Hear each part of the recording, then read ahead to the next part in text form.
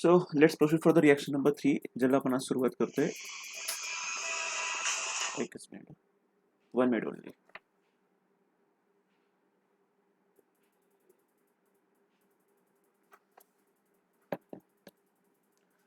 Fine, let's continue. आता जी आपल्या कालच्या टॉपिक नंतर जे पुढचा टॉपिक आपल्याला कव्हर करायचा, रिएक्शन कव्हर करायची, त्या रिएक्शनचं नाव आहे from diazonium salt. This is third reaction. From from diazonium salt. Diazonium salt अशा रिएक्शनचं नाव. आता ही रिएक्शन समजून घेण्यासाठी तुम्हाला या वर्डचा मिनिंग कळायला पाहिजे. What exactly mean by diazonium salt. आता डायऑझोनियम सॉल्ट कसं असतं, कसं तयार होतं हे पण आपण समजून घेऊ. बघा, एखादं डायऑझोनियम सॉल्ट तुम्हाला बनवायचं असेल तर आपल्याला इथे यूज करायचा आहे ॲनिलीनचा. The name of molecule is aniline. Okay, how we can represent that aniline. आपण इथे बेन्झिन दाखवलंय. बेन्झिनला वरच्या साईडला आपल्याला जोडायचा आहे NH2 ग्रुप. ओके, हा जो मॉलिक्यूल आहे याला आपण बोलतो ॲनिलीन. या ॲनिलीनची रिएक्शन तुम्हाला कोणासोबत करायची आहे, तर तुम्हाला इथे यूज करायचं आहे NaNO2. NaNO2 plus HCl. NaNO2 आणि HCl या दोघांची केमिकल रिएक्शन होते आणि दोघांची केमिकल रिएक्शन झाल्यानंतर तुम्हाला यांच्यापासून तयार होतं HNO2 मॉलिक्यूल. HNO2 मॉलिक्यूलचं नाव आहे नायट्रस ॲसिड. Nitrous acid. हा नायट्रस ॲसिड कोणापासून तयार झाला? This nitrous acid is obtained by the reaction of NaNO2 and HCl. Sodium nitrate आणि हायड्रोक्लोरिक ॲसिड या दोघांची जेव्हा केमिकल रिएक्शन होते, दोघांची केमिकल रिएक्शन झाल्यामुळे प्रोड्यूस होतं कुठलं कंपाऊंड? Nitrous acid. आता हे नायट्रस ॲसिड त्या ॲनिलीन सोबत कसं रिॲक्ट होतंय? How this nitrous acid reacts with this aniline? तर एक पॉईंट खूप महत्त्वाचा बोलतो, नेहमी लक्षात ठेवा. जेव्हा आपल्याकडे दोन रिएक्टंट असतात आणि त्या दोन रिएक्टंटपैकी दोघं रिएक्टंटमध्येही नायट्रोजन प्रेझेंट असतो. जेव्हा आपल्याकडे दोन दोन रिएक्टंट असतात आणि त्या दोघंही रिएक्टंटमध्ये नायट्रोजन प्रेझेंट असतो, याच्यामध्ये पण नायट्रोजन प्रेझेंट आहे आणि याच्यामध्ये सुद्धा नायट्रोजन प्रेझेंट आहे. दोघांमध्येही नायट्रोजन प्रेझेंट आहे. सो अशा वेळेस काय होतं exactly? This two nitrogen are highly reactive towards each other. म्हणजे काय? हे दोघंही नायट्रोजन एकमेकांसोबत रिॲक्ट करतात आणि कंपाऊंड म्हणजे दोघं एकमेकांना जोडले जातात. बघा, मी जोडताना कसं जोडलंय समजून सांगतो. बेन्झिनला आपण डिस्टर्ब करत नाही. बेन्झिन जसं आहे तसं पहिल्यापासून आहे. दिस बेन्झिन रिमेन ॲज इट. बेन्झिनच्या हेडवरती इथे आधी पण नायट्रोजन होता आणि आत्ता पण नायट्रोजनच आहे. त्याचा विषय. आपण फक्त इथून रिमूव्ह कोणाला केलं? या दोन हायड्रोजनला मी इथून रिमूव्ह केलं आणि त्या हायड्रोजनला रिमूव्ह करून मी तिथे ॲड केलाय इथला नायट्रोजन.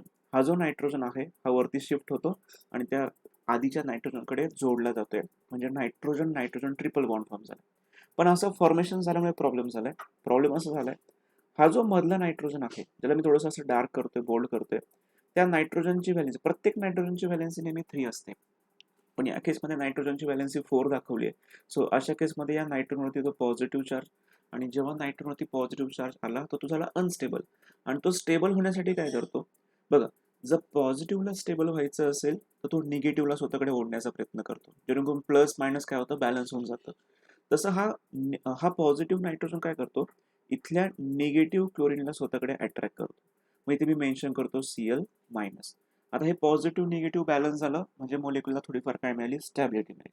हा जो मॉलिक्यूल फॉर्म झालाय या मॉलिक्यूललाच बोललं जातं, this is called as benzene diazonium. Benzene diazonium chloride. या मॉलिक्यूलला आपण बोलतो बेन्झिन डायऑझोनियम क्लोराईड. आणि हे बेन्झिन डायऑझोनियम क्लोराईड हे एक प्रकारचं कोण आहे? It is a one type of salt. Okay, याला नाव कसं दिलं गेलं? हा जो एवढा पार्ट आहे ना, याला तुम्ही सिम्पली बोललात बेन्झिन. त्याच्यानंतर हा जो नायट्रोजन नायट्रोजन ट्रिपल बॉन्डवाला पार्ट आहे याला बोलतात डायअझो ग्रुप. याला कुठला ग्रुप बोलतात? डायअझो ग्रुप. आणि शेवटी तुम्हाला दिसतोय क्लोरीन, म्हणून मी शब्द कुठला वापरलाय? Chloride. So the name of molecule is benzene. Benzene diazonium chloride. मॉलिक्यूलचं नाव झालंय बेन्झिन डायऑझोनियम क्लोराईड. पण आपलं जे मेन पर्पज आहे किंवा जे आपण रिएक्शनचं टायटल मेन्शन केलंय, ते टायटल तुम्ही केअरफुली ऑब्झर्व करा की टायटल काय सांगितलंय? From diazonium salt we are going to prepare phenol. म्हणजे अजूनपर्यंत आपल्याला फेनॉल तर भेटलेलाच नाहीये. आपला फेनॉल तयार करायचा आहे आता. आणि फेनॉल कोणापासून तयार करायचं आपल्याला? या मधल्या मॉलिक्यूल पासून, बेन्झिन डायऑझोनियम क्लोराईड पासून. सो पुढे आता काय करायचं बघा. हे जे काही बेन्झिन डायऑझोनियम क्लोराईड फॉर्म झालंय याच्यामध्ये फक्त तुम्हाला वॉटर मॉलिक्यूल ऍड करायचं आहे आणि थोडंसं हीट करायचंय. खूप स्ट्रॉंग हिटिंगची गरज नाही, म्हणून ते शब्द आपण वॉर्म मेन्शन केलाय. म्हणजे खूप स्ट्रॉंग हिटिंग करायची, डेल्टा दाखवायची गरज नाही. आता जेव्हा आपण वॉटर मॉलिक्यूल ऍड करतो तेव्हा एक्झॅक्टली काय होतं बघा. हा नायट्रोजन आणि इथला बेन्झिनचा कार्बन यांच्यामधला हा बॉन्ड काय होतोय, ब्रेक होतोय. हा जो बॉन्ड आहे हा बॉन्ड आपण ब्रेक करतोय. आता बॉन्ड ब्रेक झाल्यामुळे काय होतं बघा, 1 मिनिट. ओके, हा जो बॉन्ड आहे, 1 मिनिट.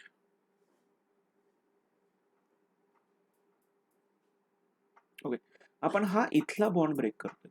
आता बॉन्ड ब्रेक केल्यामुळे काय होतं, तो बॉन्ड जेव्हा ब्रेक होतो तेव्हा वरचा जो नायट्रोजन आहे त्याच्यावरती प्लस चार्ज आहे तो निघून जाणार. आता मला एक सांगा, बॉन्ड ब्रेक केल्यामुळे वरचा नायट्रोजनचा प्लस चार्ज का निघून जातोय, तर आधी हे समजून घ्या नायट्रोजनवरती प्लस चार्ज का आला. नायट्रोजनवरती प्लस चार्ज येण्यामागचं रिझन असं होतं की त्या नायट्रोजनची व्हॅलेन्सी एक्सटेंड झाली. नायट्रोजनची व्हॅलेन्सी 3 असेल तरी त्याने 4 बॉन्ड तयार केले, म्हणून त्याचा इलेक्ट्रॉन वापरला गेलाय किंवा दिला गेलाय, म्हणून त्याच्यावरती आलाय प्लस चार्ज. आणि नायट्रोजनवरती प्लस चार्ज आता निघून जाईल का, कारण तुम्ही इथला बॉन्ड काय करताय, ब्रेक करताय. आणि हा बॉन्ड ब्रेक करून त्या बेन्झिनला जोडायचं कोणाला आहे, OH ला जोडायचं. मग इथे आम्ही आधी बेन्झिन काढला, बेन्झिन इथे ड्रॉ करून घेतलाय. बेन्झिनच्या वरती आता मी इथे मेन्शन केलाय OH. तो OH मी आणला कुठून, वॉटर मॉलिक्यूल पासून. हा OH मी ट्रान्सफर केला. जेव्हा ज्या इन्स्टंटला हा बॉन्ड ब्रेक झाला, तेव्हा हा प्लस चार्ज निघून जाईल. आणि प्लस चार्ज जर निघून गेला तर तो मायनसला अट्रॅक्ट करणार नाही, कारण मायनस इथे का पोहोचलाय, कारण ते पॉझिटिव्ह होता. पण आता जर प्लस चार्ज नसेल तर मायनस पण अट्रॅक्ट होणार नाही. मग तुम्हाला इथे एक सेपरेट मॉलिक्यूल मिळाला, N ट्रिपल बॉन्ड N. आणि या N ट्रिपल बॉन्ड N ला काय बोलतात, N2 बोलतो आपण. सिम्पली आपण काय बोलतो, N2. आता बघा काय काय उरलंय. सर या क्लोरीनचं काय करायचं, हा जो क्लोरीन आहे निगेटिव्ह क्लोरीन, तो तुम्हाला कंबाईन करायचा या पॉझिटिव्ह हायड्रोजन सोबत, जेणेकरून तुम्हाला एक बाय प्रोडक्ट मिळाला अजून HCl. आणि मेन कंपाऊंड जे फॉर्म झालंय त्या मेन कंपाऊंडला आपण काय बोलतोय, फिनॉल बोलतोय. ओके, चला ही रिएक्शन मी रिपीट करतोय, आहे तशीच मी पुन्हा रिपीट करतोय. बघा काय काय घडलंय रिएक्शन मध्ये. ओके, तीच रिएक्शन आहे. सगळ्यात पहिल्यांदा मी यूज केला ॲनिलीनचा. 1 मिनिट, सगळं इरेज करून टाकतो म्हणजे तुमचं लक्ष वरती जाणार नाही. ओके, तिसरी रिएक्शन आहे आपली from diazonium salt. Okay, so let's continue. एकच मिनिट फक्त, सरांनी एकदा कॉल केलेला मला.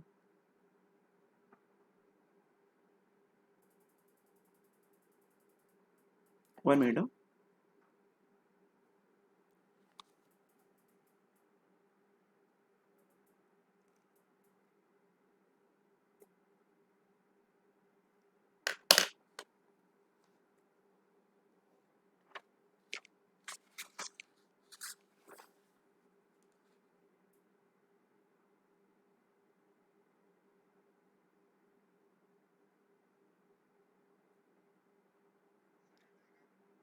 कुठे सर,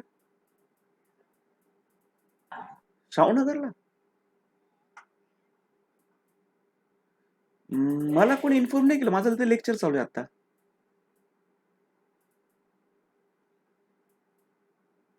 काय म्हणताय? हा हा,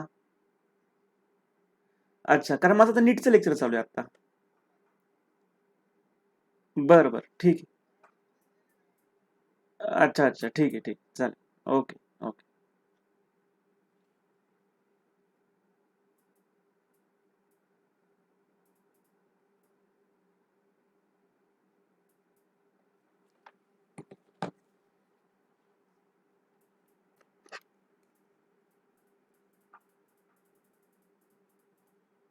okay, sorry, let's continue. So same reaction repeat करतो मी आता, फ्रॉम डायऑझोनियम सॉल्ट. ओके, आता हे डायऑझोनियम सॉल्ट आपण डायरेक्टली पण यूज करू शकतो बरं का. आता तुम्हाला हे माहिती असायला पाहिजे की डायऑझोनियम सॉल्ट तयार कसं करतात. मग एक्झाम पॉईंट ऑफ व्ह्यू तुम्ही डायरेक्टली रिएक्शन सुरू करताना डायऑझोनियम सॉल्ट पासून सुरू केली तरी चालणार आहे. सो बघा रिएक्शन प्रोसीड कशी करतोय. या रिएक्शनमध्ये तुम्हाला रिएक्टंट साईडला जे वापरायचं होतं ते असणार आहे ॲनिलीन.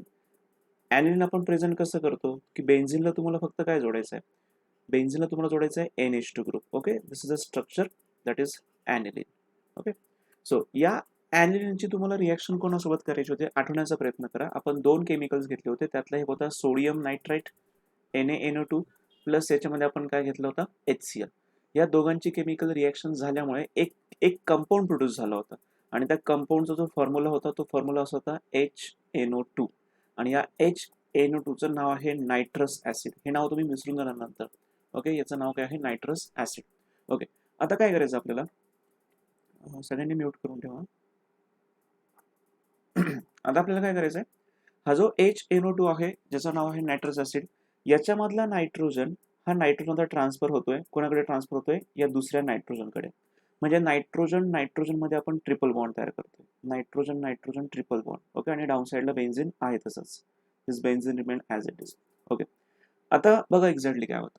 जेव्हा नायट्रोजन नायट्रोजन ट्रिपल बॉन्ड तयार झाला, तेव्हा इथल्या नायट्रोजनवरती आला पॉझिटिव्ह चार्ज, तो झाला अनस्टेबल, आणि त्याला स्टेबल होण्यासाठी तो या HCl मधल्या क्लोरीनला स्वतःकडे अट्रॅक्ट करून घेतलाय, जेणेकरून तिथे Cl मायनस आला. सो प्लस मायनस आता काय झालं, बॅलन्स झाले, न्यूट्रलाइज झाले.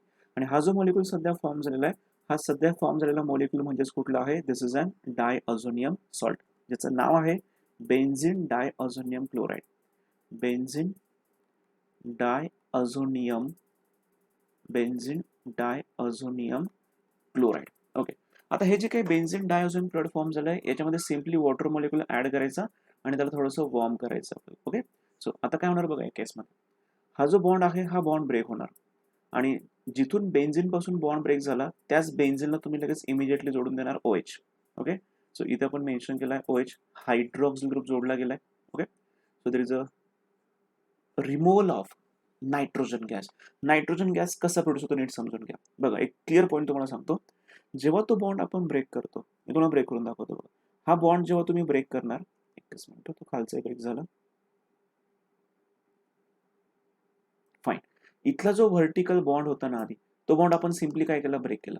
आता बॉन्ड ब्रेक केल्यामुळे फायदा काय झाला, बॉन्ड ब्रेक झाल्यामुळे वरती जो नायट्रोजन आहे त्याच्यावरचा प्लस चार्ज पण निघून जाईल, आणि प्लस चार्ज जर निघून गेला तर तो निगेटिव्हला अट्रॅक्ट करू शकतोय का, नाही अट्रॅक्ट करू शकत.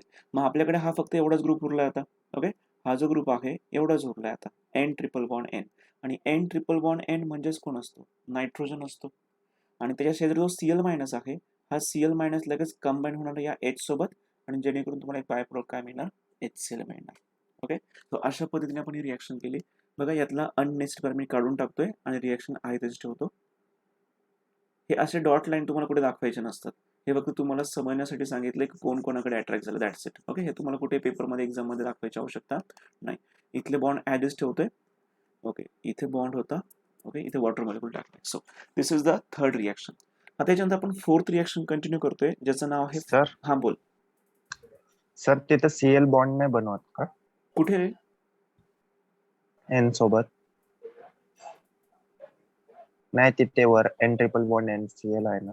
N ट्रिपल बॉन्ड N आणि Cl इथलं म्हणतोय ना तुझं, म्हणजे बॉन्ड नाही, त्यांच्यामध्ये कसं माहिती का, बघ, जसा Na प्लस आणि Cl मायनस असतो, तर हे पॉझिटिव्ह सोडियम आणि निगेटिव्ह क्लोरीन हे जसे एकमेकांना अट्रॅक्ट करतात, एकमेकांमध्ये electrostatic force of attraction develop होतं, आणि यांच्यापासून तुम्हाला काय मिळतं, NaCl मिळतं.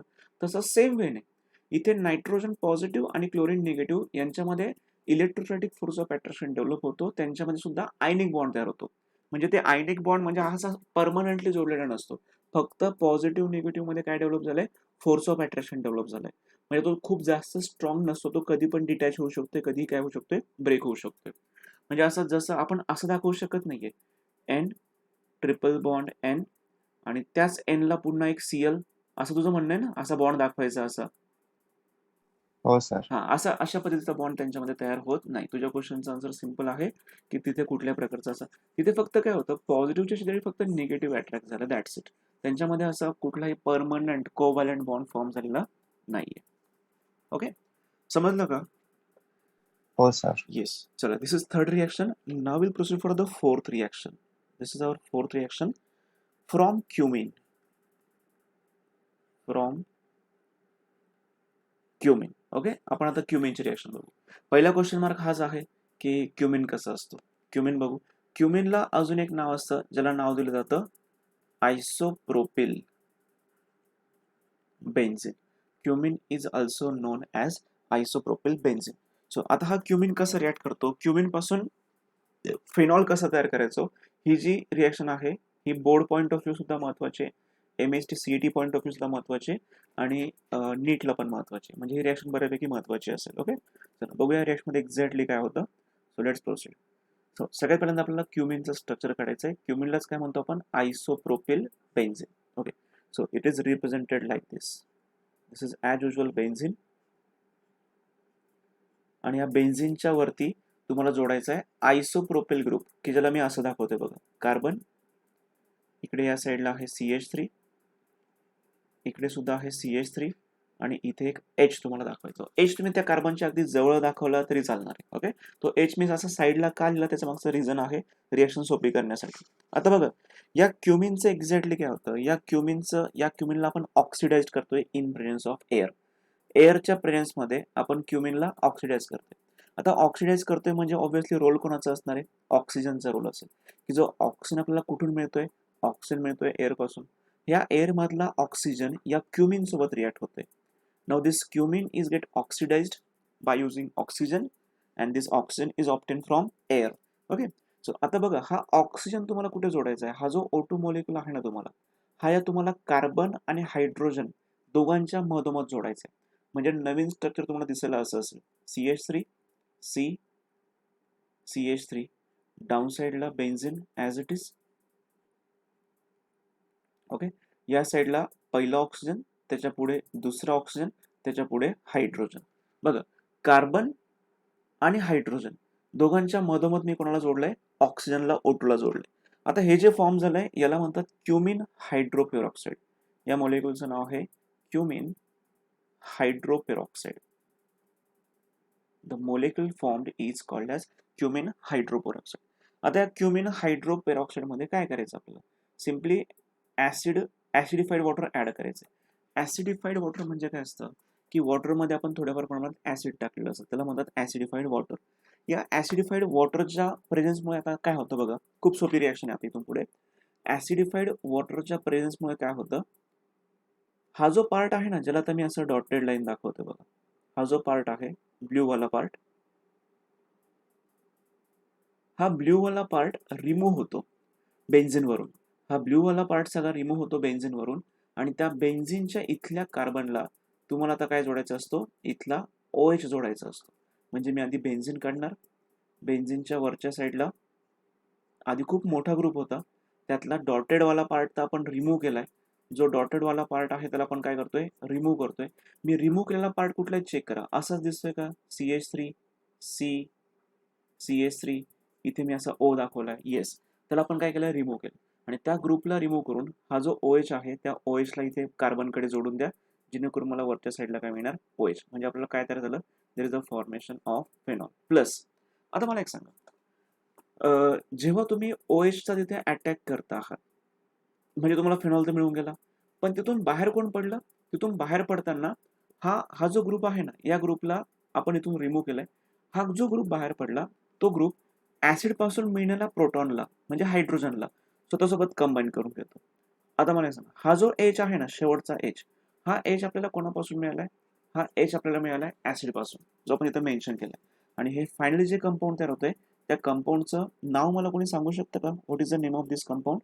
1 मिनिट, सॉरी, एक मिनिट, एक मिस्टेक केली आपण, एकच मिनिट. तो H तिथून बाहेर नाही पडणार, ते फक्त ऍसिडिक मीडियम आहे. याला काढतोय मी इथून, हा हायड्रोजन काढला. Okay, it's my mistake. हा तर फक्त ऍसिडिफाईड वॉटर आहे. हा जो ग्रुप बाहेर पडला त्याच्यामध्ये आपण डिस्कशन करू की त्या ग्रुपचं एक्झॅक्टली काय झालं. तो ग्रुप जेव्हा बाहेर पडलेला असतो तेव्हा त्याच्याकडे कार्बन आणि ऑक्सिजन यांच्याकडे इलेक्ट्रॉन असतात आणि हे इलेक्ट्रॉन शेअर केले जातात. इलेक्ट्रॉनचं इथे काय होतं, एक्झॅक्टली शेअरिंग होतं आणि इलेक्ट्रॉनचं शेअरिंग झाल्यामुळे त्या कार्बन आणि ऑक्सिजनमध्ये सिंगल बॉन्डचं लगेच काय होतं, डबल बॉन्ड होतं. आणि तुम्हाला जो कंपाऊंड मिळाला त्या कंपाऊंडचं नाव काय असतं, the name of molecule is acetone. Acetone is also non as प्रोपॅनोन. Okay, he reaction पुन्हा समजून सांगतो बघा अगदी पहिल्यापासून. ओके, रिएक्शनचं आपण नाव काय टाकलं होतं, from cumene. Okay, from cumene. क्युमिनलाच आपण काय म्हणतो, it is also called as isopropyl benzene. Cumene is known as isopropyl benzene. So reaction सुरुवात करताना आपण सगळ्यात पहिल्यांदा क्युमिनचा वापर केला होता. क्युमिनला आपण रिप्रेझेंट करताना अशा वेळी रिप्रेझेंट करतोय.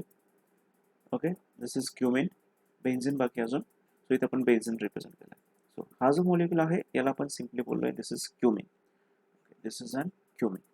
आता या क्युमिनला आपल्याला ऑक्सिडाइज करायचं आहे आणि ऑक्सिडाइज करण्यासाठी आपण एअरचा यूज करतोय. ओके, याला आपण कमर्शियल मेथड सुद्धा म्हणतो या मेथडला. सो या एअर पासून जो ऑक्सिजन बाहेर पडेल तो ऑक्सिजन तुम्हाला कार्बन आणि हायड्रोजन या दोघांच्या अक्रॉस जोडून द्यायचा, जेणेकरून एक नवीन मॉलिक्युल तुम्हाला मिळेल CH3 C CH3 O O H. Okay, आणि डाऊन साईडला कोण आहे, इथे बेन्झिन आहे. That's it. ओके, हे जे फॉर्म झालं याला नाव असतं, the name of molecule is cumene hydroperoxide. Cumene hydroperoxide.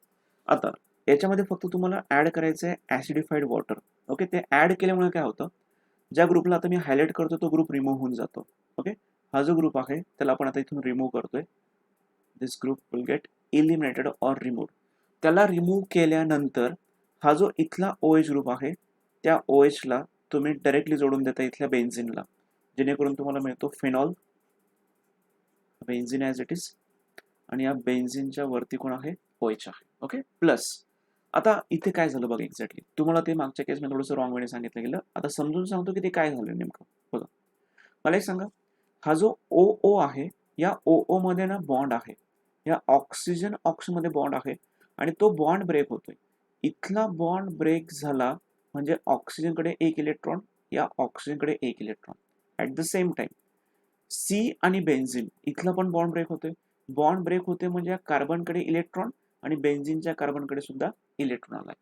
आता बघा, मी ते मधले बॉन्ड काढून टाकतो. आता मधले बॉन्ड काढल्यानंतर तुम्हाला दिसतंय की त्या दोघं ॲटम्सकडे, अरे यार इथला पण बॉन्ड, एक मिनिट. ओके, आता बघा काय होतं एक्झॅक्टली, हा जो ऑक्सिजन आहे ना त्याच्याकडचा जो इलेक्ट्रॉन आहे तो इलेक्ट्रॉन शेअर करतोय बेन्झिनच्या कार्बन सोबत, कारण बेन्झिनच्या कार्बनकडे सुद्धा काय आहे, इलेक्ट्रॉन आहे. हा इथला इलेक्ट्रॉन आणि हा इथला इलेक्ट्रॉन यांच्यामध्ये शेअरिंग होतं, आणि जेणेकरून इथे काय तयार झालंय, बॉन्ड फॉर्म झालाय. ओके, त्याच्यानंतर या कार्बनचा इलेक्ट्रॉन आणि ऑक्सिजनचा इलेक्ट्रॉन यांच्यामध्ये सुद्धा इलेक्ट्रॉनचं काय होतं, शेअरिंग होतं, जेणेकरून इथल्या कार्बन ऑक्सिजनमध्ये सिंगल बॉन्डचं काय डबल बॉन्ड. बाय प्रोडक्ट तुम्हाला मिळणार CH3 C double bond O and CH3. हा जो मॉलिक्यूल आहे या मॉलिक्यूलचं नाव आपण सांगितलं होतं, the name of molecule is acetone. It is also called as propanol. Okay, so आणि प्रॉडक्ट जे फॉर्म झाले main product, that main product is phenol. त्या मेन प्रॉडक्टला आपण काय म्हणतोय, फेनॉल बोलतोय. ओके, याच्यामध्ये जे बाय प्रोडक्ट आहे ना, what are the by product is obtain one minute.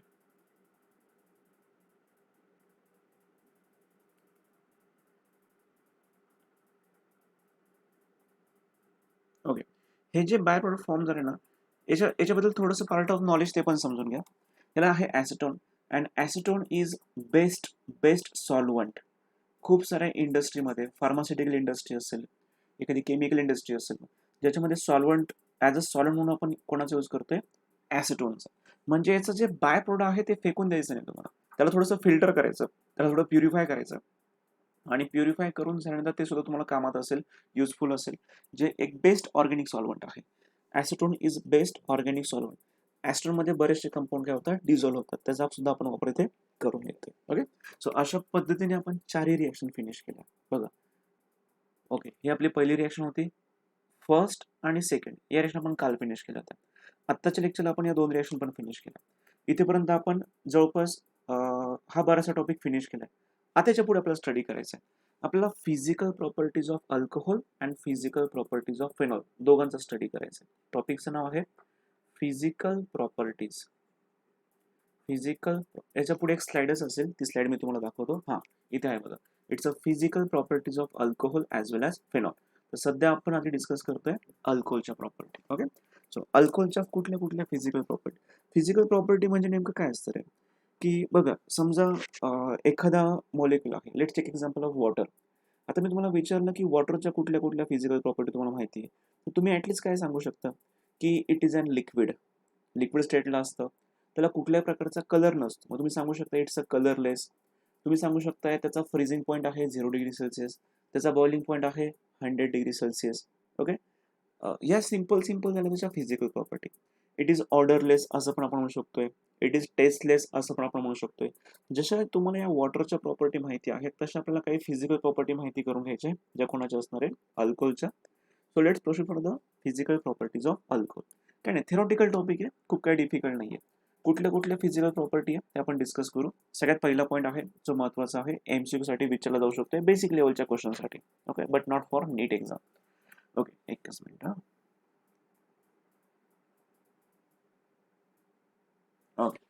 So त्यांचं काय म्हणणं आहे बघा, alcohols have high boiling point than that of corresponding alkane, alkyl halide, aldehyde, ketone, ether, etc. due to the presence of intermolecular hydrogen bonding. आता इथे दोन question तयार होतात. पहिला क्वेश्चन हा आहे की which of the following have high boiling point. Option A मी तुम्हाला दिला आहे सपोज कीटोन, ऑप्शन बी तुम्हाला दिला आहे मी सपोज अल्कोहोल, ऑप्शन सी मी तुम्हाला दिला आहे अल्डिहाइड आणि ऑप्शन डी सपोज मी तुम्हाला दिला आहे इथर. तर तुम्हाला टिक करायचं आहे अल्कोहोलला. Okay, alcohol have high boiling point. Okay, दुसरा क्वेश्चन असा आहे की alcohol have high boiling point because because बिकॉजच्या पुढे असेल option A B C D. मग त्याचा आन्सर तुम्हाला मेन्शन करायचं आहे because there is a presence of intermolecular hydrogen bonding. आता हे इंटरमोलिक्युलर हायड्रोजन बॉन्डिंग कसं तयार होतं ते समजून सांगतो. ओके, समजा मी एखादा अल्कोहोलचा मॉलिक्यूल दाखवलाय. अल्कोहोलला आपण रिप्रेझेंट कसं करतो, ROH असा एक अल्कोहोलचा मॉलिक्यूल. याच्या शेजारी अजून अल्कोहोलचा दुसरा मॉलिक्यूल आहे, तो पण मी इथे रिप्रेझेंट केलाय ROH. याच्या शेजारी अजून पुढचा अल्कोहोलचा मॉलिक्यूल आहे, त्याला पण मी इथे रिप्रेझेंट केलंय ROH. असे भरपूर सारे अल्कोहोलचे मॉलिक्यूल एकमेकांच्या कॉन्टॅक्टमध्ये असतात. आता हे अल्कोहोलचे मॉलिक्युल्स एकमेकांच्या कॉन्टॅक्टमध्ये असल्यामुळे काय घडतं तर ते समजून घ्या आता. सो त्यांच्यामध्ये काय होतं माहिती का, पहिल्या अल्कोहोलचा जो ऑक्सिजन आहे त्याला आपण म्हणू शकतो दिस इज इलेक्ट्रोनिगेटिव्ह ऑक्सिजन, आणि दुसऱ्या मॉलिक्युलचा हायड्रोजन आहे ज्याला आपण बोलतो इलेक्ट्रोपॉझिटिव्ह हायड्रोजन. इलेक्ट्रोनिगेटिव्ह ऑक्सिजन आणि इलेक्ट्रोपॉझिटिव्ह हायड्रोजन यांच्यामध्ये अट्रॅक्टिव्ह फोर्स डेव्हलप होतो. पुन्हा सेम इलेक्ट्रोनिगेटिव्ह ऑक्सिजन, इलेक्ट्रोपॉझिटिव्ह हायड्रोजन यांच्यामध्ये अट्रॅक्टिव्ह फोर्स डेव्हलप झालाय. सेम इलेक्ट्रोनिगेटिव्ह ऑक्सिजन, इलेक्ट्रोपॉझिटिव्ह हायड्रोजन यांच्यामध्ये अट्रॅक्टिव्ह फोर्स डेव्हलप. या अट्रॅक्टिव्ह फोर्सलाच आपण एक नाव देतो आणि त्या नावाला बोलतात हायड्रोजन बॉन्डिंग. त्यालाच काय बोलतो आपण, हायड्रोजन बॉन्डिंग. आता हे हायड्रोजन बॉन्डिंग झाल्यामुळे काय काय होतं नेमकं बघा ना. समजा दोन मुलं इथे उभे आहेत. ओके, हा एक स्टुडंट आहे, हा एक मुलगा इथे उभा आहे, हा दुसरा स्टुडंट आहे इथे, आणि ते दोघे अगदी हाय हिलवरती आहेत, एकदम उंचावरती आहेत ते, आणि खूप जोराची हवा येते नाही का, एकदम टेकड्यावरती आहेत, खूप उंचावरती आहेत आणि खूप जोराची हवा आली. तर होतं काय माहिती का, जर खूप जोराची हवा आली तर कदाचित एकटे एकटे आहेत ढकलले जाऊ शकत आहेत. कारण समजा खूप जोरात अगदी हाय स्पीड एअर असेल तर ऑब्व्हियसली हा ढकलला जाऊ शकतो आहे, हा पण ढकलला जाऊ शकतो पाठीमागच्या साईड. पण यांनी जर एकमेकांचे असे हात पकडून घेतले, तर मला सांगा या दोघांची स्ट्रेंथ काय झाली, दोघांची स्ट्रेंथ वाढली. आता मला सांगा एअरमध्ये एवढी ताकद नाहीये की दोघांना ढकलू शकते आहे. हा, नक्की एवढं आपण बोलू शकतो की एकट्यापेक्षा जेव्हा दोघांनी एकमेकांचे हात पकडले असेल तर त्यांची स्ट्रेंथ वाढते, ते इझिली ढकलले जाऊ शकणार नाही. तसं यांच्या बाबतीत होतं की हा एक अल्कोहोलचा मॉलिक्यूल दुसऱ्या अल्कोहोलच्या मॉलिक्यूलला एक प्रकारे पकडला गेलाय. तो दुसरा मॉलिक्यूल तिसऱ्या मॉलिक्यूलला जोडला गेलाय, तिसरा मॉलिक्यूल त्या चौथ्या मॉलिक्यूलला जोडला जातोय. म्हणजे यांच्यामध्ये हायड्रोजन बॉन्डिंगमुळे स्ट्रेंथ वाढली. यांच्यामध्ये हायड्रोजन बॉन्डिंगमुळे काय झालं, स्ट्रेंथ वाढली.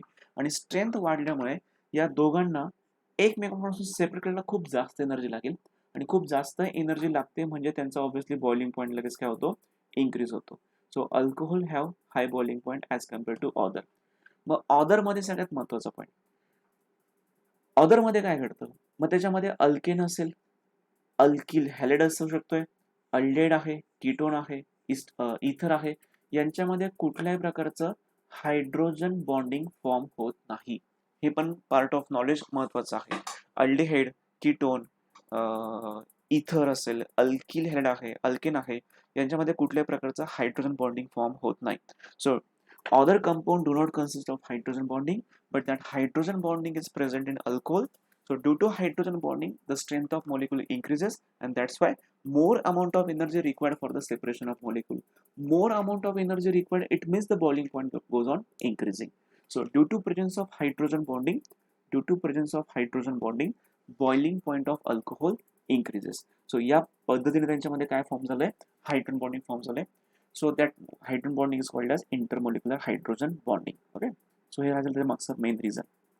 अजून एक प्रॉपर्टी बघायची बघा. प्रॉपर्टी म्हणजे त्याच्यामध्ये आपण काय सांगितलंय की जशी हायड्रोजन बॉन्डिंग अल्कोहोलमध्ये फॉर्म होते तशाच टाईपची हायड्रोजन बॉन्डिंग कोणामध्ये तयार होत नाही, कोणामध्ये ॲब्सेंट असते. सच type of hydrogen bonding is absent in alkyl halide, aldehyde, ketone, इथर असेल, हा एखादा अल्केन असेल, यांच्यामध्ये कुठल्याही प्रकारचं हायड्रोजन बॉन्डिंग नसतं. आणि बघा, अल्कोहोलच्या मध्ये हायड्रोजन बॉन्डिंग जास्त असल्यामुळे we required more energy to break this hydrogen bonding in case of alcohol. Therefore, alcohol have more or higher boiling point as that of other compound. दुसऱ्या कंपाऊंड पेक्षा अल्कोहोलचा boiling point कसा असतो, जास्त असतो. या क्वेश्चनचा विचार केला तर तुम्हाला 1 मार्कासाठी बोर्डला थेरी क्वेश्चन पण विचारला जाऊ शकतोय. 1 मार्कासाठी कुठला तरी एमसीक्यू पण याच्यावरती तयार केला जाऊ शकतो. Okay, so this is a important property. Okay, आता इथे काय सांगितलंय, boiling point of alcohol increases with increase in their molecular weight. म्हणजे अल्कोहोलच्या बाबतीतचा बॉइलिंग पॉईंट कसा वाढतो. समजा माझ्याकडे 2 अल्कोहोलचे मॉलिक्युल्स आहेत. Okay, let's take example. समजा माझ्याकडे दोन अल्कोहोलचे, एक मिनिट, माझ्याकडे 2 अल्कोहोलचे मॉलिक्युल आहेत. पहिला मॉलिक्युल आहे CH3 CH2OH आणि दुसरा मॉलिक्युल मी घेतला आहे CH3 CH2 CH2OH. आता ऑब्व्हियसली पहिल्या मॉलिक्युलपेक्षा दुसऱ्या मॉलिक्युलचा मॉलिक्युलर वेट जास्त आहे. कसं काय जास्त आहे, कारण त्यात नंबर ऑफ कार्बन जास्त आहे. नंबर ऑफ कार्बन वाढले म्हणजे हायड्रोजन वाढतात आणि कार्बन हायड्रोजन दोघं वाढल्यामुळे ऑब्व्हियसली मॉलिक्युलचं मॉलिक्युलर वेट मास वाढतं. त्याचं मॉलिक्युलर मास वाढला तर अल्कोहोलचं लगेच बॉइलिंग पॉईंट काय होतो, इन्क्रीज होतो. आता तो इन्क्रीज होण्यामागचं एक रिझन आहे. काय रिझन आहे, जेवढा मोठा मॉलिक्युल असेल तेवढा जास्तीत जास्त तो काय प्रोव्हाइड करतो, सरफेस एरिया प्रोव्हाइड करतो. आणि जितका सरफेस एरिया जास्त असेल तेवढा अट्रॅक्टिव्ह फोर्स सुद्धा जास्त असतो. 2 मॉलिक्युलमध्ये अट्रॅक्टिव्ह फोर्स कसा असतो, जास्त असतो. बट ठीक आहे, फॉरगेट अबाउट दिस पॉईंट. हाच लक्षात ठेवा फक्त की अल्कोहोलचा बॉइलिंग पॉईंट इन्क्रीज केव्हा होतो, जेव्हा मोलिक्युलर वेट वाढतं. ओके, मोलिक्युलर वेट वाढल्यामुळे बॉइलिंग पॉईंट इन्क्रीज होतो. आणि अजून एक महत्त्वाचं पॉईंट आहे, ठीक आहे, मोलिक्युलर वेट वाढलं म्हणजे बॉइलिंग पॉईंट अल्कोहोलचा इन्क्रीज होतो. पण जर ब्रांचिंग वाढल्या अल्कोहोलला, ब्रांचिंग म्हणजे काय असतं रे, फॉर एक्झाम्पल तुमच्याकडे एक मॉलिक्युल आहे लाईक दिस CH3 CH2 CH2OH असं एक मॉलिक्युल, आणि दुसरा मॉलिक्युल तुमच्याकडे असा आहे CH3 CH CH3 CH2 and OH. आता हा जो मॉलिक्युल आहे ना, हा एकदम स्ट्रेट मॉलिक्युल आहे. आणि या मॉलिक्युलमध्ये काय झालं, या मॉलिक्युलमध्ये मध्येच एक ब्रांचिंग झाली. ब्रांचिंग जर झाली तर अल्कोहोलचा बॉइलिंग पॉईंट काय होतो, लगेच डिक्रीज होऊन जातो. जितका स्ट्रेट मॉलिक्युल असेल, जितका लॉंग मॉलिक्युल असेल तेवढा बॉइलिंग पॉईंट जास्त. पण बिकॉज ऑफ ब्रांचिंग झाल्यामुळे अल्कोहोलचा बॉइलिंग पॉईंट लगेच काय होतो, डिक्रीज होतो. तर तुम्हाला दिलं मी याचा note point. Okay, so branch chain alcohol have low boiling point due to weak van der Waals force. Van der Waals force का त्यांच्यामधला कमी होतो आणि म्हणून ब्रांच चेनचा अल्कोहोलचा बॉइलिंग पॉईंट नेहमी कसा असतो, कमी कमी असतो. ओके, हे सध्या आपण फक्त अल्कोहोलच्या बाबतीत डिस्कशन करतोय. आपल्याला फेनॉलच्या बाबतीत सुद्धा डिस्कशन करायचं आहे. जेव्हा फेनॉल येईल तेव्हा आपण डिस्कस करू. ओके, सो आता अल्कोहोलच्या काही इम्पॉर्टंट केमिकल प्रॉपर्टीज आहे. ओके, इम्पॉर्टंट केमिकल प्रॉपर्टीज कुठल्या आहे, so let's talk about the important chemical property. बघा, या इम्पॉर्टंट केमिकल प्रॉपर्टी म्हणजे काय, अल्कोहोल कुठल्या कुठल्या रिॲक्शन दाखवतो. तर अल्कोहोलची पहिली जी रिॲक्शन आहे, मला सांगा अल्कोहोलचा जनरल फॉर्म्युला काय असतो, ROH असतो. ओके, आता हा जो ROH मॉलिक्युल आहे याच्यामध्ये O आणि H याच्यामध्ये पण बॉन्ड असतो. आता त्यांचं असं म्हणणं आहे की अल्कोहोल अशा एका टाईपची रिॲक्शन दाखवतो जी रिॲक्शन होत असताना O आणि H यांच्यातला बॉन्ड काय होतो, ब्रेक होतोय. बघा जे टायटल दिलंय, reaction involving breaking of OH bond.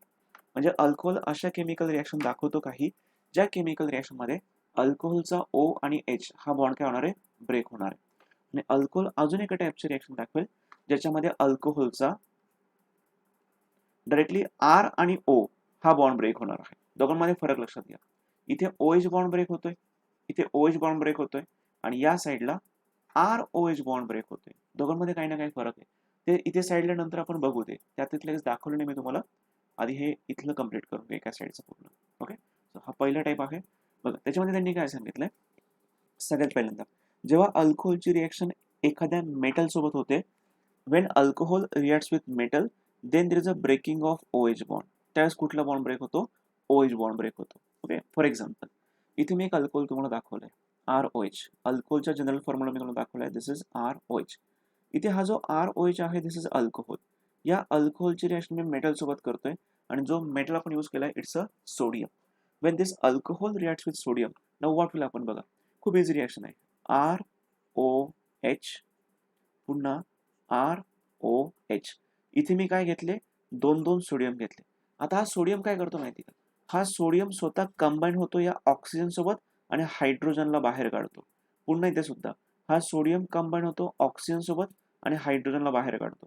मग रिॲक्शन झाल्यानंतर तुम्हाला असं मिळतं RONA अगेन RONA आणि बाहेर टाकलेले 2 हायड्रोजन एकमेकांसोबत कंबाईन होतात आणि तुम्हाला कुठला गॅस मिळतो, H2 गॅस मिळतो. इथे सगळं तेच दाखवलं बघा. RONA किती वेळेस मिळाला तुम्हाला, 2 टाइम्स मिळाला. हे 2 HH कंबाईन झाले, कुठला गॅस मिळाला तुम्हाला, H2 गॅस मिळाला. तो पण आपण दाखवलाय. सो ही रिॲक्शन तुम्हाला प्रूव्ह करते की आपण O आणि H यांच्यातला बॉन्ड काय केला, आपण इथला बॉन्ड काय केला, आपण ब्रेक केला. So this reaction which shows that there is a breaking of OH bond. So in which of the following reaction there is a breaking of OH bond takes place? Option A, B, C, D. त्यातला correct option कुठला असणार आहे, when alcohol reacts with metal. When alcohol reacts with metal, then which of the following bond is break? Option A, B, C, D. त्यातला correct option आहे there is a breaking of O and H bond. त्या ठिकाणी कुठला bond break होतोय, OH bond break होतोय. ही झाली एक reaction metal सोबतची. ओके, दुसरी अजून एक रिॲक्शन आहे, अल्कोहोलची रिॲक्शन मी घेतली पुन्हा मेटल सोबत. फक्त फरक काय माहिती का, इथे जो R आहे ना, तो R असतो, Rचा असतो अल्किल ग्रुप आणि त्याच ठिकाणी तीच रिॲक्शन कंटिन्यू केली. फक्त मी Rच्या ठिकाणी कुठला ग्रुप घेतलाय, एक अल्किल ग्रुप घेतलाय, ज्या अल्किलचं नाव काय आहे, मिथिल. तर फरक काहीच नाही पडते, सेम टू सेम रिॲक्शन आहे. फक्त Rच्या ठिकाणी काय घेतलंय, मिथिल घेतलाय आणि हा जो कंपाऊंड फॉर्म झालाय, हा कंपाऊंड हा तुम्ही लिहिताना असा लिहितो CH3ONA. बघा इथे आहे सोडियम म्हणून मी नाव मेन्शन केलंय सोडियम. त्याच्यानंतर इथे जो ग्रुप आहे तो मिथिल आहे, मिथिल सोबत आहे ऑक्सिजन. मग त्यांनी काय केलं माहिती का, मिथिल हे नाव घेतलंय, त्याच्यानंतर ऑक्सिजन पण नाव घेतलंय. त्यांनी काय केलं मग, मिथिलचा METH, मिथिलचा METH आणि ऑक्सिजनचा OXY यांना एकत्र केलं, जेणेकरून नाव काय झालं, मिथॉक्सी. तेच नाव इथे लिहिलं बघा, सोडियम मिथॉक्साइड. मिथॉक्सीचं काय झालंय, मिथॉक्साइड. जसं आपण क्लोरीनचा क्लोराईड बोलतो, ब्रोमिनचा ब्रोमाइड बोलतो, तसं मिथॉक्सीचं काय झालं, मिथॉक्साइड झालं. The name of molecule is sodium methoxide. या रिॲक्शनमध्ये समजून घेण्यासारखं काय महत्वाचा पार्ट आहे, समजून घेण्यासारखा पार्ट फक्त एवढाच आहे की when this alcohol reacts with metal, then there is a breaking of which bond, then there is a breaking of OH bond takes place. Okay, आता लेक्चर इथे ऑपअप कट होईल, लेक्चर ऑपअप इथे एंड होईल. लेक्चर एंड झालेलं पुन्हा त्या same लिंकला तुम्हाला click करायचं आणि पुन्हा रिजॉईन करायचं आहे. ओके, चला do it fast now.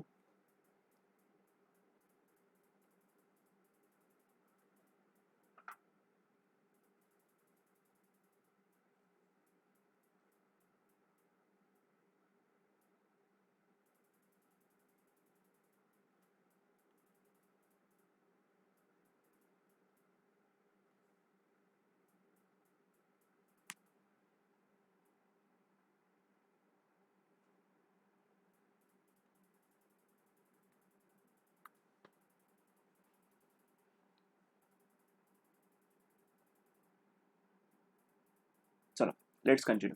Okay, so हे झालं कुठला पार्ट, ज्याच्यामध्ये अल्कोहोलने मेटल सोबत रिॲक्शन दाखवली आणि मेटल सोबत रिॲक्शन झाल्यानंतर तुम्हाला कुठला गॅस बाहेर पडतो असा पण क्वेश्चन MCQ ला येऊ शकतोय. कुठला गॅस बाहेर पडला होता, when alcohol reacts with sodium metal then which of the following gas is evolve. तर बऱ्याच मुलांचा गैरसमज काय होतो, अल्कोहोल म्हटलं तर ROH बघतात, मग तुम्हाला ऑप्शन मध्ये O2 गॅस दिसतो, मग काय मुलांना असं वाटतं की हा ऑक्सिजन बाहेर पडत असेल. ओके, सो तर तुम्हाला लक्षात ठेवावं लागेल कुठला गॅस बाहेर पडलाय, there is a evolution of, there is a removal of hydrogen gas. Hydrogen gas is going to escape out. Okay, so आता ही जी रिॲक्शन आहे, ही रिॲक्शन बघा काय दिली नेमकी एक्झॅक्टली रिॲक्शन. आपण फक्त अल्कोहोल चेंज केलाय, याने काही फरक पडत नाहीये. आपण फक्त काय केलं बघा, इथे जो आपण मिथिल अल्कोहोल वापरला होता त्यासोबत सोडियम होता आणि सोडियम असल्यामुळे तुम्हाला मिथिल अल्कोहोलची अमाऊंट किंवा नंबर ऑफ मोल्स फक्त 2च लागले. आता या केसमध्ये यूज करतोय मी ॲल्युमिनियम.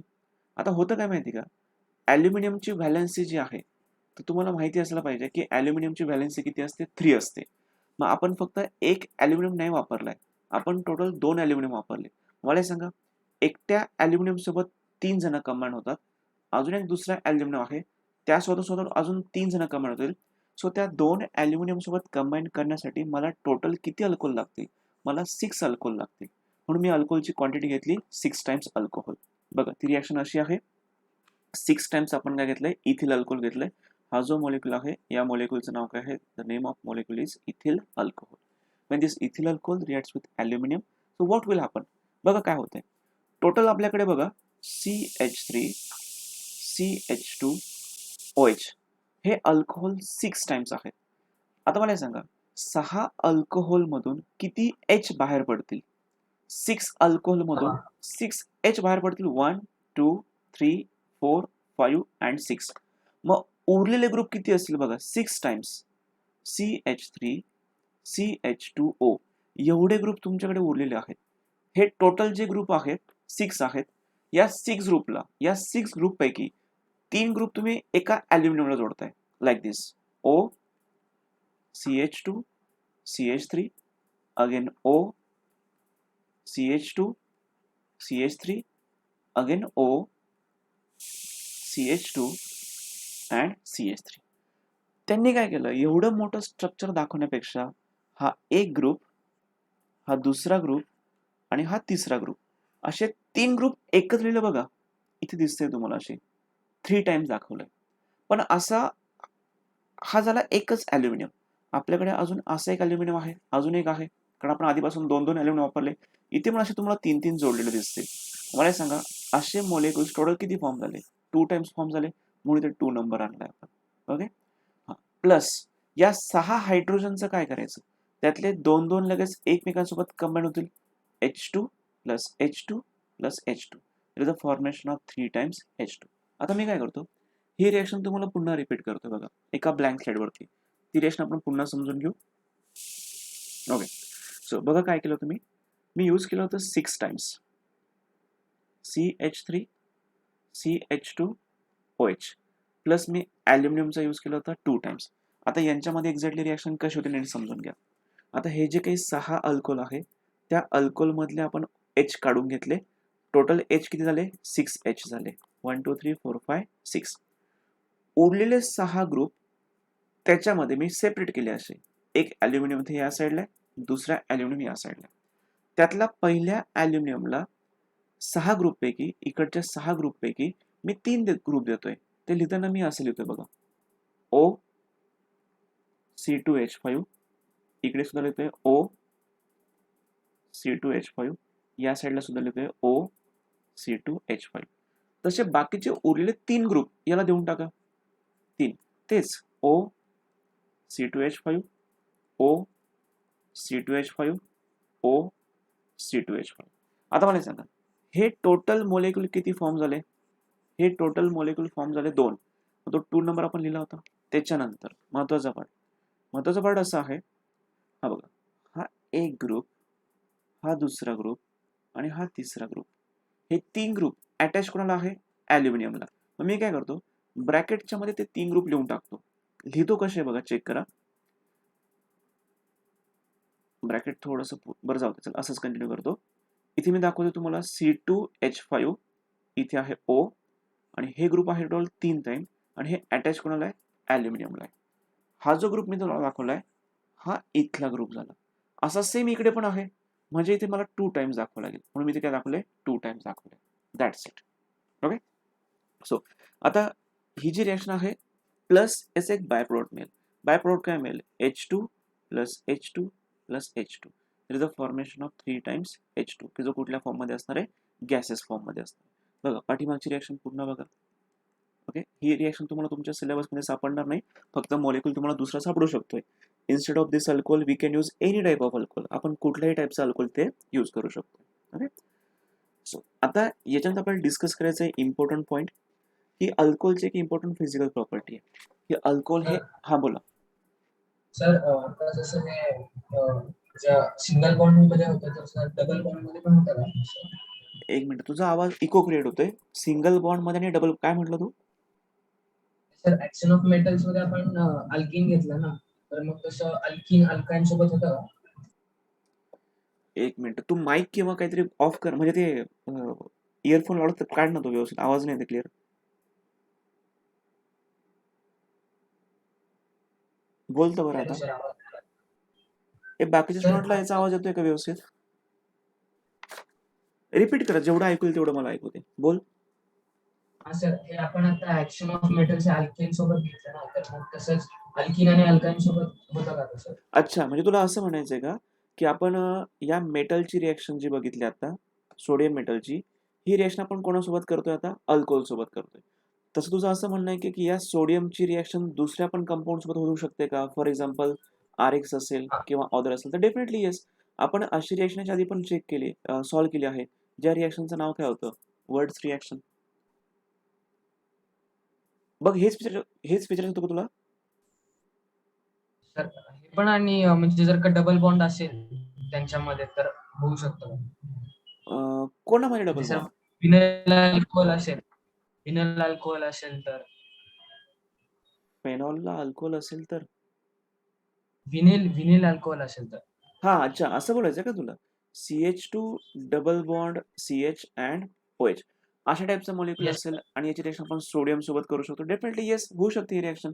या केसमध्ये आपण काय करू शकतोय, की या H ला रिप्लेस करायचं, त्याच्या जागेवरती सोडियमला घेऊन जायचंय. इव्हन तुम्ही बेन्झिलिक अल्कोहोल सुद्धा रिएक्शन करू शकताय. समजा एखादं बेन्झिलिक अल्कोहोल आहे, लाईक दिस, इथे आपण दाखवलंय OH. याच्यासोबत तुम्ही सोडियमची रिएक्शन करा. पुन्हा हा H रिप्लेस होईल, त्याच्या जागेवरती जाणार sodium. Yes, this reaction can be happen with vinyl alcohol. This reaction can be happen with benzylic alcohol also. It happens with phenol also. He reaction phenol सोबत सुद्धा होणार आहे. फक्त आता फेनॉलचं आपण काही बोलत नाहीये. Okay sir. Yes. Okay. So now will talk about the important property that is acidity of phenol. बघा, टायटलच सांगते तुम्हाला. पहिला क्वेश्चन असा असेल, अल्कोहोल्स ऑर, मी फेनॉल बोललो असेल चुकून, this is alcohol. Acidity of alcohol हे आपल्याला डिस्कस करतोय. इथेच या या लाईनवरतीच एमसीक्यू तयार होतोय. एमसीक्यू कसं असेल? Alcohols are, option A basic in nature, option B acidic in nature, option C neutral, option D काही पण असेल. तर इथे हे नावच तुम्हाला सांगते की अल्कोहोलमध्ये थोडंफार ऍसिडिक कॅरेक्टर असतं, पण ते इतकं पण नाहीये की ते आपल्याला काही त्रास होईल. ओके. सो अल्कोहोल हे एक प्रकारे न्यूट्रल सुद्धा आहे. तुम्ही बोलला की सर तुम्ही एके साईडला सांगताय की ऍसिडिक आहे, दुसऱ्या साईडला सांगताय न्यूट्रल आहे. बघा, जर मी केमिकल प्रॉपर्टीचा स्टडी केला, केमिकल प्रॉपर्टी, तर तो एक प्रकारे ऍसिडिक प्रॉपर्टी दाखवतो.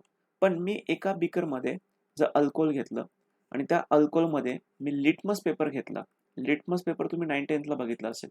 लिटमस पेपर जर डीप केला तर तुम्हाला या ब्ल्यू लिटमस पेपरवरती कुठल्याही प्रकारचा रेड कलर दिसत नाही. जेव्हा ब्ल्यू लिटमस पेपर हा रेड होतो तेव्हा कन्क्लुजन असं असतं की दिलेलं सोल्युशन कसं असतं? ऍसिडिक असतं. पण मी या ब्ल्यू लिटमस पेपरला या अल्कोहोलमध्ये डीप केलं, पण या ब्ल्यू कलरचं ब्ल्यूच राहतं. Blue remain blue. So there is a no change on the colour of blue litmus paper. It means litmus paper do not show that alcohols are acidic in nature. Litmus पेपरमध्ये तेवढी strength नाहीये, तेवढी power नाहीये, किंवा अल्कोहोलमध्ये एवढी strength नाहीये की तो ब्ल्यू लिटमस पेपरला रेड टर्न करेल. ओके. सो जेव्हा ब्ल्यू लिटमस पेपर रेड होतो ना, तेव्हा असं म्हणतात की ते जे काही सोल्युशन असेल ते सोल्युशन कशा नेचरचं असतं? ऍसिडिक असतं. पण मी जर अल्कोहोल घेतलं, अल्कोहोलमध्ये लिटमस पेपर डीप केला, इथे आधी हा होता ब्ल्यू, त्याला मी आता बाहेर काढलं, ब्ल्यूचं ब्ल्यूच आहे, याचा अर्थ कुठलाही चेंज झाला नाहीये. म्हणून तुम्हाला लिटमस पेपर काय सांगेल माहिती का? लिटमस पेपर सांगेल तुम्हाला की अल्कोहोल कशा नेचरचा आहे? न्यूट्रल नेचरचा आहे. आणि एखादी केमिकल रिएक्शन जर दाखवली, ती केमिकल रिएक्शन तुम्हाला सांगेल की अल्कोहोल कशा नेचरचा आहे? ऍसिडिक नेचरचा आहे. मग आपण हे ऍसिडिक नेचर प्रूव्ह करतोय with the help of chemical reaction. So बघू नेमकं हे केमिकल रिएक्शन तुम्हाला कशा पद्धतीने प्रूव्ह करून देते. ओके. समजा बघा, आता ही केमिकल रिएक्शन प्रूव्ह करण्यासाठी पहिला पॉईंट महत्वाचा, की मिथिल असेल, मिथिल ग्रुप असेल किंवा इथिल ग्रुप असेल, यांची एक प्रॉपर्टी आहे. This group are called as electron donating group. It is also called as electron releasing group. Okay. ही प्रॉपर्टी, या प्रॉपर्टीचा काय यूज करायचा? कारण त्या प्रॉपर्टीचं मिनिंग असं आहे की अल्कोहोलच्या acidic strength, the strength of acid is inversely proportional to number of electron donating group. किंवा मी असं म्हणू शकतोय, as electron donating group increases, as electron donating group increases, the strength of acid decreases. हा जो पॉईंट तुम्हाला माहिती असेल, तुम्ही चांगल्या चांगल्या लेवलचे एमसीक्यू सॉल्व्ह करू शकता. फक्त तुम्हाला काय माहिती असायला पाहिजे की जेवढे जास्तीत जास्त अल्किल ग्रुप वाढतील तेवढी ऍसिडची स्ट्रेंथ काय होत जाणार आहे? कमी होणार आहे. आता हे समजून घेऊ. बघा एक विथ हेल्प ऑफ एक्झाम्पल. समजा मी तुम्हाला एक एक्झाम्पल दाखवलंय CH3 CH2OH. दुसरं एक्झाम्पल असं दाखवलं आहे CH3 CH3 CHOH. तिसरं एक्झाम्पल दाखवलंय CH3 C CH3 CH3 and OH. आता मला एक सांगा, प्रत्येक ठिकाणी OH आहे म्हणजे हे सगळेचे सगळे कोण आहेत? अल्कोहोल आहे. मी तुम्हाला समजा क्वेश्चन विचारला स्ट्रक्चर नंबर 1, स्ट्रक्चर नंबर 2 आणि स्ट्रक्चर नंबर 3 या तिघांमध्ये सगळ्यात जास्त ऍसिडिक कोण असेल? या तिघांमध्ये सगळ्यात जास्त ऍसिडिक कोण असेल असं मी तुम्हाला क्वेश्चन विचारला, तर तुम्हाला काय वाटतं which is more acidic? Structure number First. 1. Structure number 1 correct. का? कारण त्यांनी काय सांगितलंय की electron releasing group like methyl हे जर जेवढे कमी असतील तेवढी ऍसिड स्ट्रेंथ वाढणार. मग सगळ्यात कमी कोणाकडे चेक करा, याच्याकडे आहेत एक ग्रुप, याच्याकडे आहेत 2 ग्रुप, याच्याकडे आहेत 3 ग्रुप. मग मला हे सांगा, ज्याच्याकडे इलेक्ट्रॉन डोनेटिंग ग्रुप कमी असेल तो कसा असेल? मोर ऍसिडिक असेल. आणि ज्याच्याकडे इलेक्ट्रॉन डोनेटिंग ग्रुप जास्तीत जास्त असेल तो कसा असेल? लेस ऍसिडिक असेल. ओके. सो मग क्वेश्चन तुम्हाला 2 विचारले जाऊ शकतात. Which of the following alcohol is more acidic?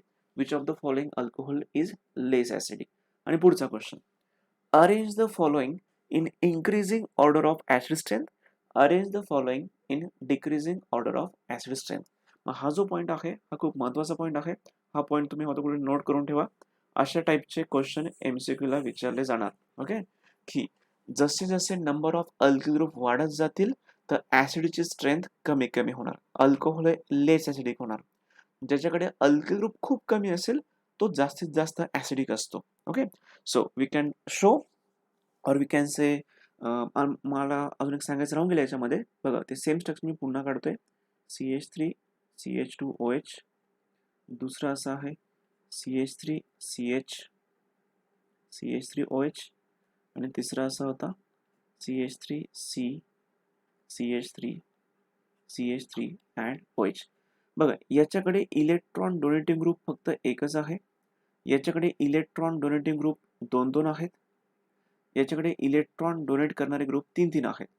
पहिला पॉईंट तर हा क्लिअर करून घ्या, जेवढे इलेक्ट्रॉन डोनेटिंग ग्रुप वाढतील तेवढं अल्कोहोल लेस ऍसिडिक होत जाणार आहे.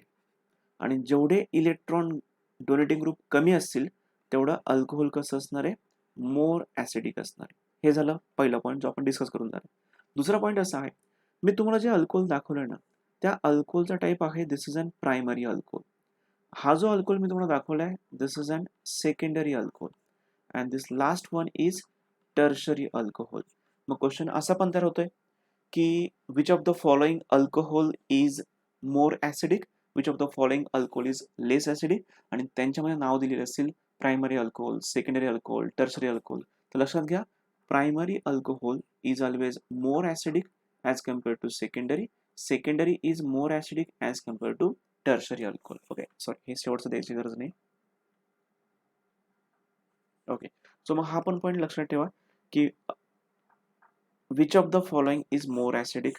हा ट्रेंड महत्वाचा आहे. हा ट्रेंड आपण असं पण लिहू शकतोय ना की लिहिताना आपण असं यूज करू शकतोय की tertiary is less acidic than secondary, secondary is less acid than primary. अर्थ तर एकच होतोय, याने काय बदलत नाही, फक्त साईन आपण रिव्हर्स दाखवले, त्याने काय कुठल्याही प्रकारचं मिनिंग चेंज होत नाही. ओके. मग ओव्हरऑल MCQ साठी हा पॉईंट खूप महत्वाचा असेल. चल पुढे जाऊया आपण आता काय सांगतो. हे सेम जे मी आता डिस्कशन केले तेच सगळं पुन्हा पुन्हा दाखवतोय.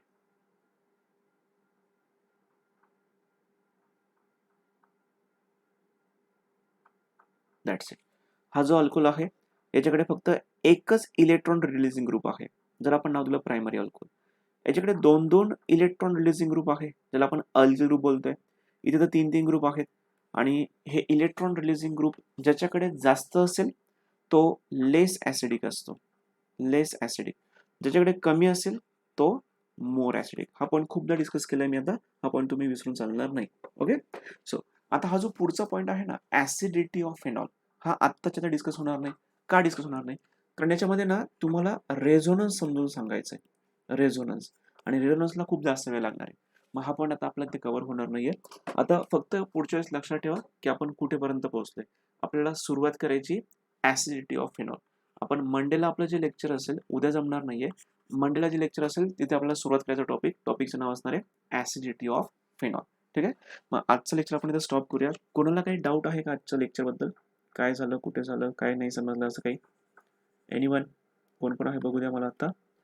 रेग्युलर स्टुडंट आहे कोण कोण? केदार, हर्ष, हर्षदा, ऋषिकेश, सारा, श्रुती शिंदे. तुझा माईक ऑफ आहे, काय आहे बघा दा बरं. तुला ऐकू येते का Shruti Shinde? Snehal Shinde, Srushti Kolte. Yes, okay fine. ठीक आहे. कोणाला काही डाऊट आहे का? येस नो सांगा. नो असेल तर नो, येस असेल तर येस. No sir. ठीक आहे. चलो then today will wind up here. आणि मंडेला थोडेफार एमसीक्यू पण सॉल्व्ह करू आपण. ओके, ॲटलीस्ट बेसिक लेवलचे एमसीक्यू झाले पाहिजे तुमचे. Today will stop here guys. चलो. सर ते स्लाइड्स पाठवता का तुम्ही रिएक्शन लिहिलेलं? हो हो पाठवतो. मी का नाही पाठवलं माहिती का? पूर्ण चॅप्टर झालं ना तेव्हा एकाच वेळेस पाठवलं जाईल. आता होईल काय माहिती का? जिथेपर्यंत आपण पोहोचलोय ना तिथेपर्यंत तुम्हाला दिसेल.